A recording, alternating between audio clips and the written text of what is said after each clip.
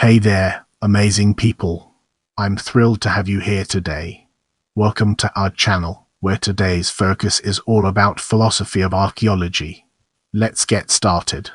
The philosophy of archaeology seeks to investigate the foundations, methods, and implications of the discipline of archaeology in order to further understand the human past and present. Central questions include: what is archaeology? What is the theoretical basis of archaeology? How should archaeology conceive of time? Why, and for who, is archaeology practiced? What is the nature and reality of the objects and processes of archaeological study?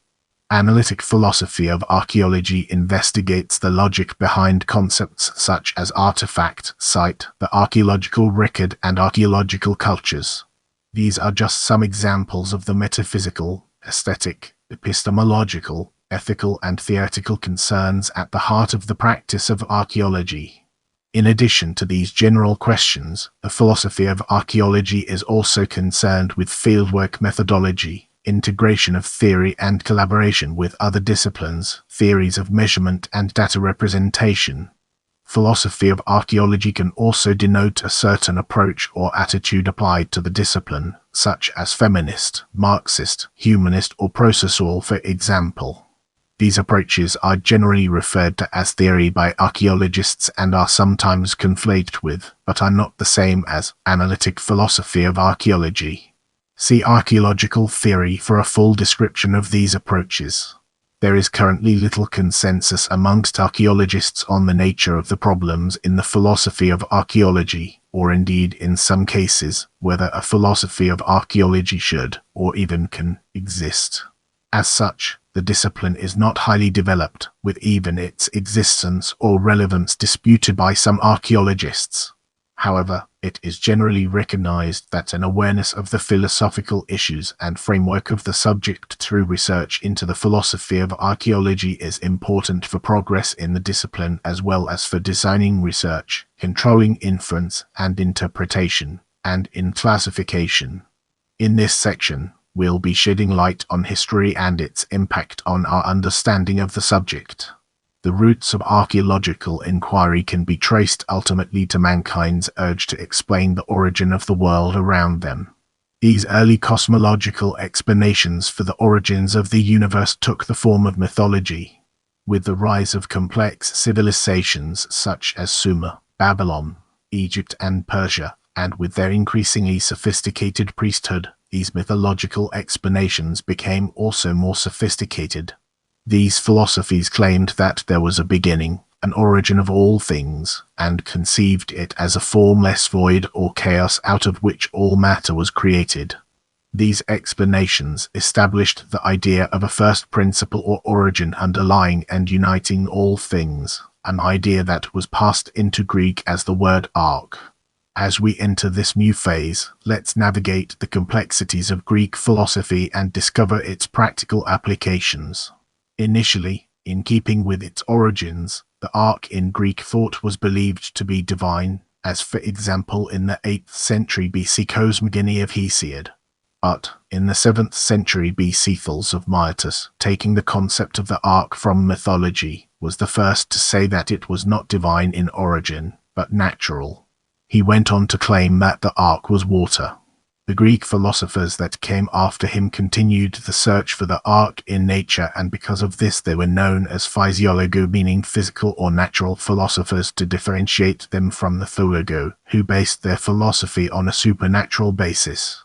Archaeology therefore inherited the burden of explaining the origin of things, and how they change, both once the exclusive preserve of religion, without recourse to divine intervention.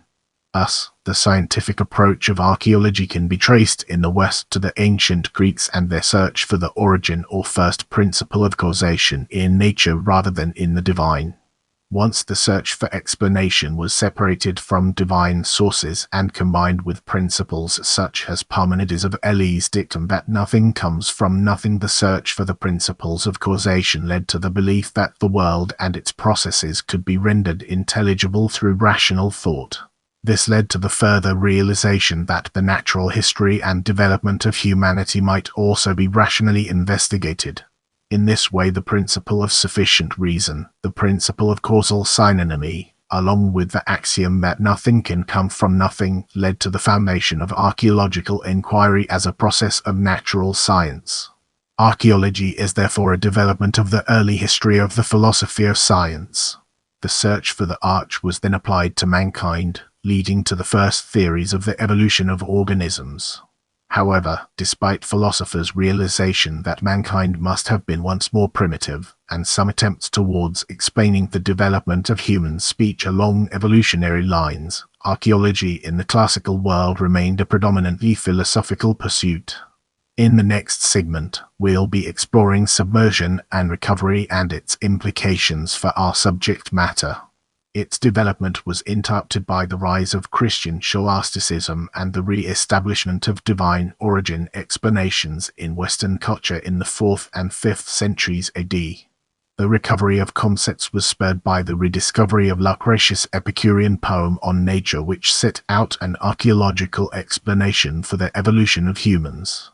The revival of classical studies during the Renaissance was an archaeological exercise, though not scientific in its process. Let's now turn our attention to modern development and uncover the fascinating insights it brings to the table.